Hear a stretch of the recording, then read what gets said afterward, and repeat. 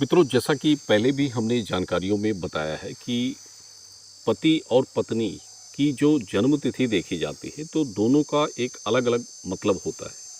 जैसे पति के जन्म तिथि के हिसाब से संतान जन्म के विषय की जानकारी देखी जाती है, पत्नी के जन्म तिथि के अनुसार संतान के लिए गर्भधारण के संबंध की जानकारी देखी जाती है।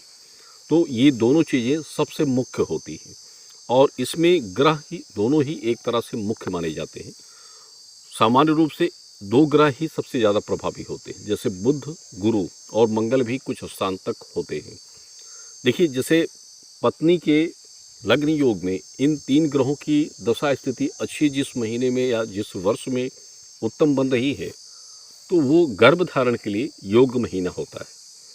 और अगर यही ग्रहों की स्थिति पति के लग्न योग में जिस माह में या जिस वर्ष में अधिक प्रभावशाली बन रही है तो वो संतान जन्म के लिए इच्छित संतान प्राप्ति योग का सबसे उत्तम जन्म समय होता है। ये तीनों ग्रह मेल ग्रहों में आते हैं, यानी मेल ग्रहों का योग बनाते हैं, चाहे गर्भधारण में हो या जन्म के लिए हो।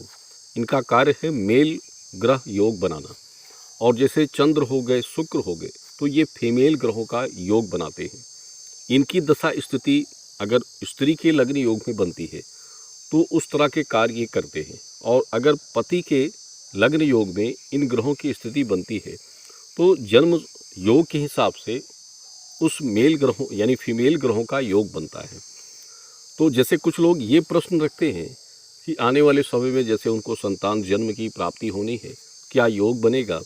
तो ये उसी के हिसाब से देखा जाता है, यानी मेन जानकारी जो होती है तो इसी आधार से देखी जाती है। शेष इसमें सबसे बड़ी एक पॉइंट ये होता है कि जैसे आपका जो पीरियड डेट होती है स्त्री की, वो पीरियड डेट सबसे प्रभावी होती है। डेट आने की तारीख, योग, नक्षत्र, मुहूर्त। जैसे ग्रह मेल और फीमेल की दशा में होते हैं तो वैसे ग्रह, नक्षत्र, योग भी जो होते हैं वो भी उसी दायरे में आते हैं। यानी इनमें भी 27 योग और नक्षत्रों में मेल और फीमेल का योग दोनों में होता है।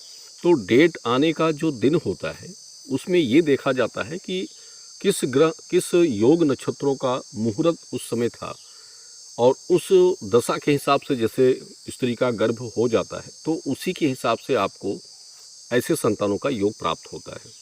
तो डेट सबसे प्रमुख होता है और उसके बाद आपकी जन्म तिथि का योग। ये दोनों चीज़ें सबसे बड़ा विषय होती है संतान योग संबंध में उसकी जानकारी के लिए।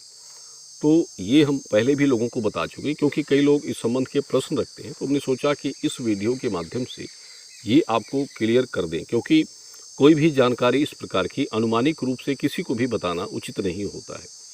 पूर्ण डिटेल के आधार से भी ऐसी जानकारियाँ सही तरीके से बताई जाती हैं।